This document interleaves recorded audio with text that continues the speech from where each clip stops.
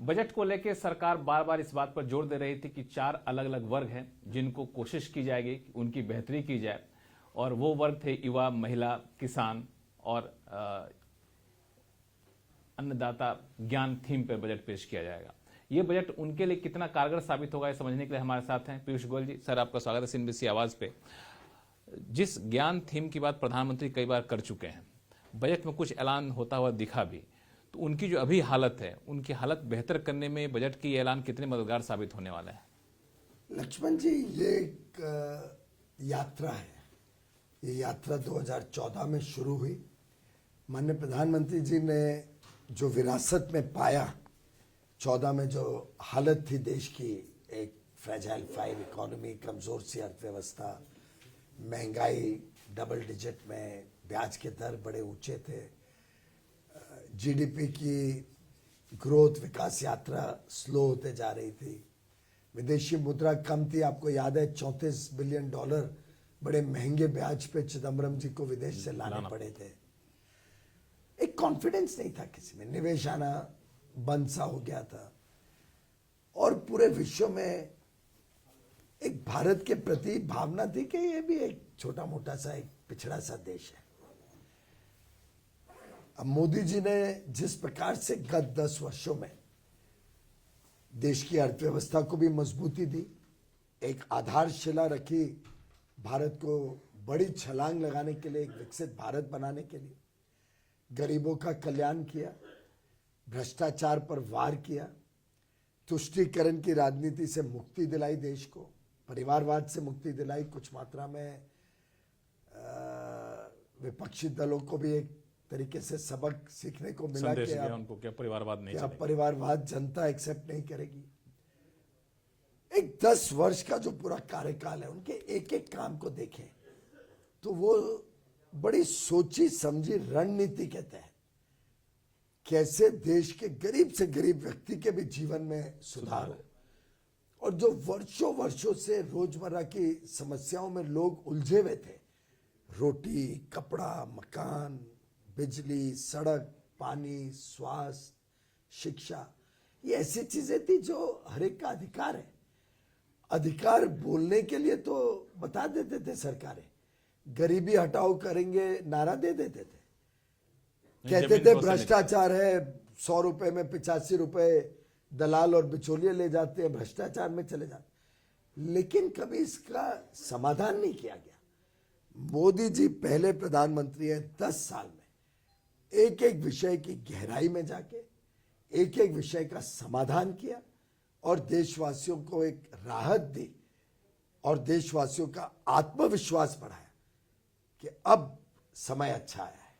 तो ये बजट आपको लगता है कि ये उस इंटरवेंशन का चरम है, अब हमें इसके आगे सिर्फ इसको इम्प्लीमेंट करने पर जोर देना है, जो भी ऐलान किया गया बजट में महिलाओं के लिए, यूथ के लिए, या फिर और भी इंटरवेंशन की जरूरत पड़ेगी? ये सवाल मैं इसलिए पूछ रहा हूं क्योंकि आपने टारगेट एक बहुत ही एम्बिशियस रखा है कि 2047 तक हमें विकसित भारत बनना, उसके लिए आपको बहुत सारी चीजें करनी पड़ेगी। ये तो एक डायनामिक परिस्थिति होती है, इसमें कोई एक ही निर्णय आज दे लिया और उसी पे पूरी चीजें टिकी रहती है, ऐसा नहीं रहता। आप देखेंगे कि 10 साल के बाद अब जब इंटरिम बजट में आगे की दिशा दिखाई माननीय वित्त मंत्री जी ने, एक प्रधानमंत्री जी की जो सोच है कि कैसे भारत को रिफॉर्म करना है, ट्रांसफॉर्म करना है और उसके लिए परफॉर्म करना है, उसकी आधारशिला लेते हुए 10 साल के कार्यकाल के बाद आज जो स्ट्रॉन्ग मैक्रो इकोनॉमिक फंडामेंटल बने हैं देश, उस पर आगे बढ़, उस पे कैसे हमने एक बड़ी इमारत खड़ी करनी है, उसका एक झलक आज माननीय वित्त मंत्री। एक सवाल मैं पूछूंगा आपसे कि विपक्ष जाति की राजनीति के तहत जाति का मुद्दा उठाया, प्रधानमंत्री ने इसका जवाब भी दिया, कहा कि हमें सिर्फ 4 जातियों पर फोकस करना है, जो गरीब हैं, युवा है, महिला है, यूथ है। आपको लगता है ये जो 4 नए वर्ग हैं, इन पर फोकस करने से विपक्ष की जाति की जो राजनीति है उस पर हम लोग हावी हो जाएंगे या फिर उसको सरकार टक्कर दे पाएगी? मैं समझता हूं कि समाज के हर वर्ग को एक उज्जवल भविष्य देने का काम प्रधानमंत्री नरेंद्र मोदी जी ने दिया है।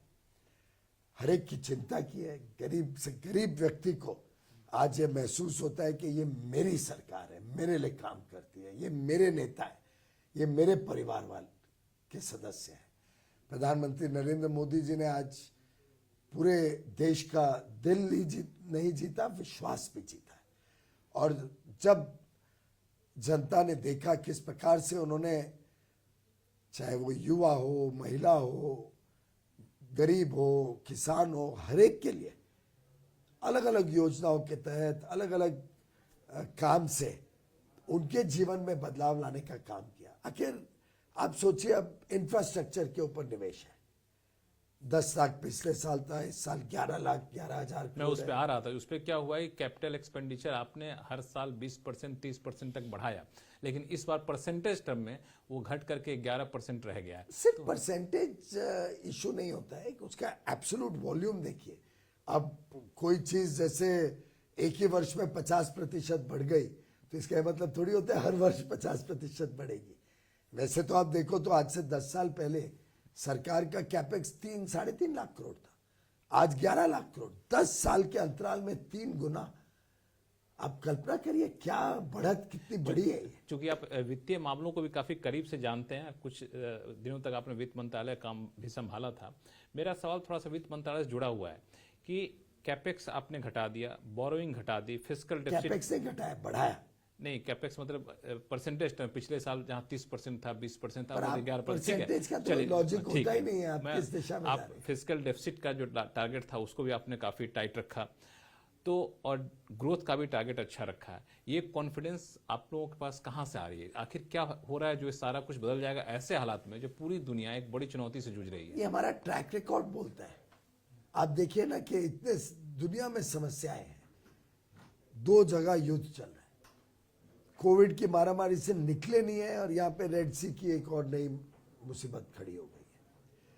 आतंकवाद दुनिया भर को परेशान कर रहा है। इन सब परिस्थितियों के बावजूद जब विकसित देश भी परेशानी में है, विकसित देश की भी विकास की दरें लगभग ना के बराबर है। यहाँ पे 7+ महंगाई चरम सीमा पे है। 40 साल में ऐसी महंगाई नहीं देखी जो आज विकसित देश ने पिछले 2 वर्षों में देखी है।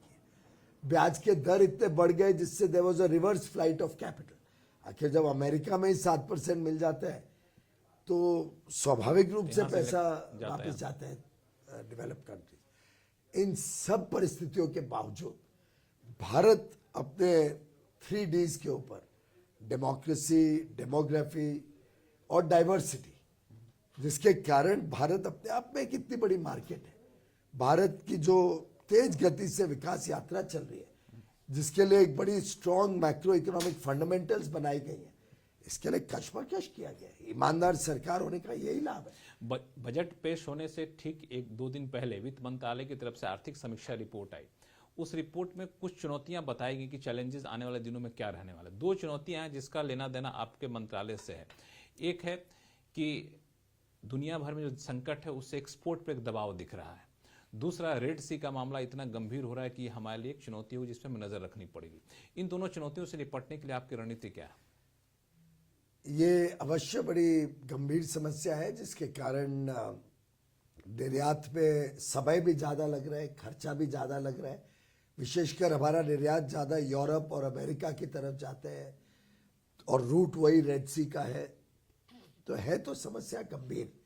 लेकिन हमारे 10 साल के ट्रैक रिकॉर्ड में जनता ये भी समझ गई है और व्यापारी और उद्योग जगत ये भी भली भांति विश्वास करता है कि मोदी है तो मुमकिन है। मोदी जी ने कठोर कदम भी उठाए हैं, हमारी नेवी भी वहाँ पे एक्टिव रही है। विश्व भर में संकट है, हम हर संकट को, चुनौती को एक अवसर में बदलने में भी आज के दिन पहचाने जाते हैं दुनिया भर में। भारत के उद्योग जगत, भारत के सेवा देने वाली कंपनियों पे आज लोगों को विश्वास है। हमें एक विश्वसनीय साझेदार, भागीदार माना जाता है, पार्टनर, ट्रस्टेड पार्टनर के रूप में दुनिया देखती है।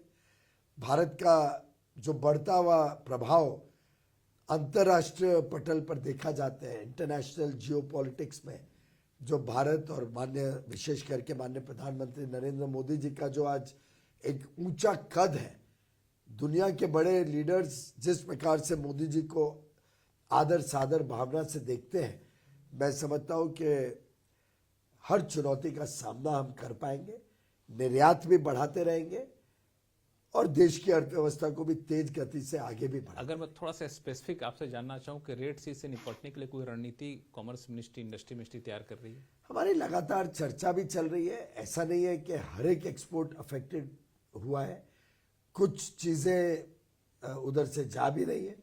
अलग अलग देश इसमें संयुक्त प्रकार से इस समस्या के हल निकालने के लिए काम भी कर रहे हैं, लेकिन मैं समझता हूं कि अभी तक संकट ऐसा नहीं हुआ है कि जिसके कारण देश की अर्थव्यवस्था पे कोई असर, प्रभाव। फ्रेट चार्जेज ना बढ़े, इंश्योरेंस प्रीमियम ना बढ़े एक्सपोर्टर्स के लिए, इसके लिए कोई स्पेसिफिक मेजर? अभी फिलहाल तो कोई नहीं। मैं समझता हूं कि भारत ने बहुत रेजिलियंस दिखाई है, बड़ी क्षमता दिखाई है चुनौतियों का सामना करने की, और ये चुनौती भी निकल जाएगी। बजट में 3 डेडिकेटेड फ्रेट कॉरिडोर की बात की गई, जो अलग अलग फ्रेट कॉरिडोर है, सीमेंट के लिए, माइनिंग के लिए और फिर जहां हाई कैपेसिटी कंजेशन है वहां के लिए। तो इसमें जो गति शक्ति एक बहुत प्रधानमंत्री का बहुत महत्वाकांक्षी योजना है, तो क्या लगता है इससे गति शक्ति को कितना बल मिलेगा? गति शक्ति की भूमिका क्या रहने वाली है? रिवर्स है, गति शक्ति से इम्प्लीमेंटेशन और प्लानिंग प्रोजेक्ट्स के, इंफ्रास्ट्रक्चर प्रोजेक्ट्स के ज्यादा अच्छे होते हैं। हाँ।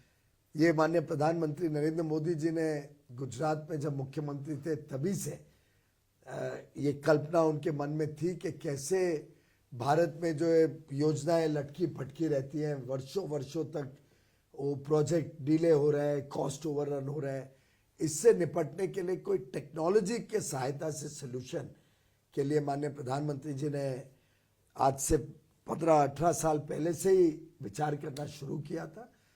गुजरात में एक प्रकार से उसकी मॉडल यूज करके गुजरात में उसका लाभ लिया, और अब केंद्र में आने के बाद पूरे देश के डेटा को सम्मिलित करते हुए जो पीएम गति शक्ति एक national technology based master plan बना है, उसका लाभ आज इंफ्रास्ट्रक्चर प्लानिंग में देखने को मिल रहा है। और जितने इंफ्रास्ट्रक्चर प्रोजेक्ट्स हैं उसकी गति भी बढ़ी है, उनकी मॉनिटरिंग भी बढ़ी है। और मैं तो पर्सनली मानता हूं कि पहले के जमाने में जो कॉस्ट ओवररन या टाइम ओवररन होता था वो भी एक प्रकार का भ्रष्टाचार था। आखिर अगर कॉस्ट ओवररन हो रहा है तो कौन भर रहा है? आप और मैंने जो टैक्स भरा है, या सरकार की बोरोइंग बढ़ रही है, तो हमारे साथ, हमारे ऊपर ही तो बोझ आ रहा है, या टोल बढ़ रहा है, उसका रिकवरी बढ़ रही है। साथ ही साथ अगर लंबा ओवररन हो रहा है, ओवर टाइम का ओवररन हो रहा है, डिले हो रहा है प्रोजेक्ट, तो जो लाभ नहीं, जो लाभ हमें मिलना चाहिए वो डिलेस मिल रहा है, वो लाभ नहीं मिल रहा है, वो सुविधा हमें नहीं मिल रही है। अगर आप बताइए ये अटल सेतु बना है, कई बार लोग कहते हैं ना डबल इंजन सरकार क्यों? डबल इंजन सरकार इसलिए कि अटल सेतु जैसा कार्यक्रम हम समय सीमा में तैयार कर सके।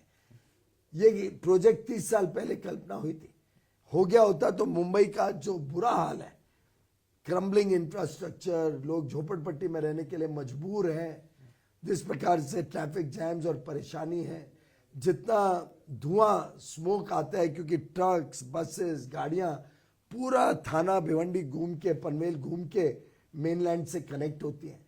अब ये एशिया का सबसे बड़ा पुल बना। डबल इंजन सरकार की बात की तो चूंकि बिहार से आता हूं तो आपसे पूछूंगा, बिहार में वो डबल इंजन की सरकार पर आप देखिए देवेंद्र फडणवीस की सरकार आते ही 19 में, पहले मोदी जी की सरकार केंद्र में थी, आते ही उन्होंने 14 से 15 से इसके ऊपर काम करना शुरू किया, प्लानिंग करी, डिजाइनिंग करी, टेंडर्स फ्लोट किए, 19 में काम शुरू कर दिया, और आज 24 में 23 के अंत में जाके उसका जो शुरुआत हुई है, जो उसको डेडिकेट किया, देश को समर्पित किया है, मैं समझता हूँ यही है डबल इंजन की ताकत, यही है ताकत विकास की, कि अब पूरा मेनलैंड मुंबई के साथ जुड़ गया।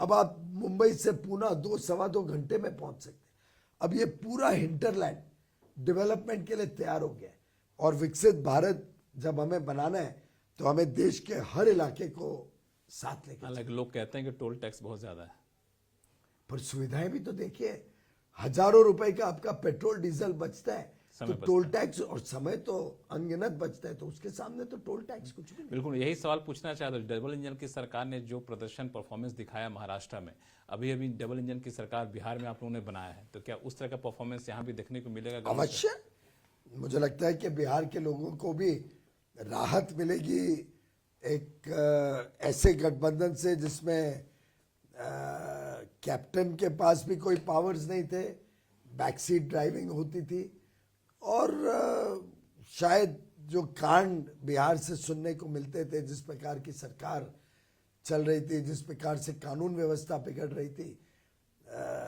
उसके कारण ही बदलाव फिर से किया गया है, और अब आपको बिहार में भी इसी प्रकार से विकास के कार्य। एक आखिरी सवाल आपसे पूछूंगा, क्योंकि आप बार बार स्टार्टअप इनोवेशन पे काफी जोर देते रहे जब भी आपसे मुलाकात होती रही है। स्टार्टअप इनोवेशन के अलग से फंड बनाने, कॉर्पस का भी एलोकेशन यहाँ पे बजट में किया गया है।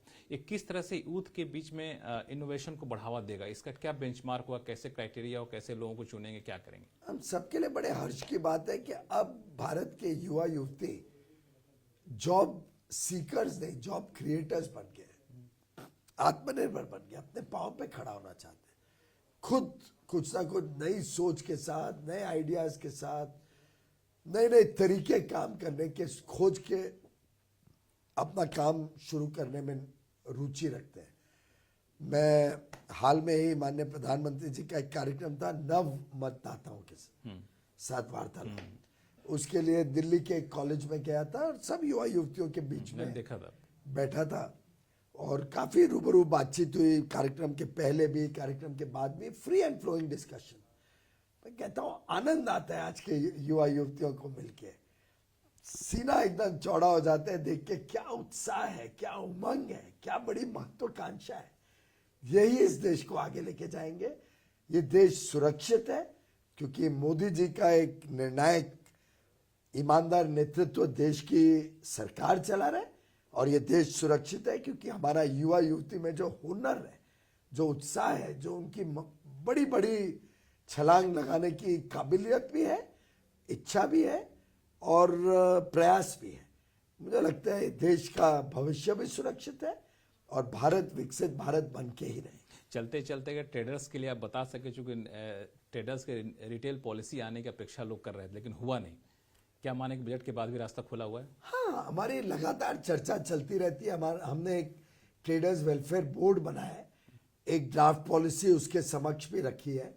अभी हाल में ही अगले 4-5 दिन में 7 तारीख को शायद मेरी बैठक है ट्रेडर्स वेलफेयर बोर्ड के माननीय सदस्यों के साथ, उनके भी सुझाव वगैरह उसमें लेके सम्मिलित करना चाहते हैं। तो ये हमारी सरकार हर एक चीज लोगों के सलाह मशवरा से, लोगों के साथ वार्तालाप चर्चा करके, जिससे लोगों के सहमति पूरी बने। आखिर कई बार ये आलोचना होती थी कि नेशनल एजुकेशन पॉलिसी इतने समय तक समय क्यों लगा, पर आप सोचिए 3 लाख लोगों के साथ विचार विमर्श के बाद वो पॉलिसी आई, और एक आलोचना नहीं हुई है, एक आलोचना नहीं तो पिछले कितने शिक्षा मंत्रियों ने कोशिश की बदलाव लाने की शिक्षा नीति में, सब असफल रहे। हमारी सरकार माननीय प्रधानमंत्री नरेंद्र मोदी जी के नेतृत्व में क्यों सफल हुई? क्योंकि ये एक लिसनिंग गवर्नमेंट है, सुनती है, सामने वाले की बात को सुनती है, उस फीडबैक के आधार पर बदलाव करने के लिए तैयार है। कोई ऑस्ट्रिच के तरह नहीं है कि माय वे और द हाईवे। हम मानते हैं कि सबका पंचों की राय ली जाए, सबकी बात सुन के ही प्रधानमंत्री जी फैसला करते हैं, और यही इनका बड़प्पन है। छोटे से छोटा व्यक्ति शायद किसी गिनती में कभी आता भी ना हो, लेकिन प्रधानमंत्री जी हर एक की बात सुनते हैं, हर एक के फीडबैक को बड़ी गंभीरता से लेते हैं, और उसमें कोई उनको ये नहीं रहता है कि अरे ये बच्चा क्या बताएगा या ये इसकी फीडबैक की क्या वैल्यू। हर एक की फीडबैक को इक्वल तवज्जो देते हैं।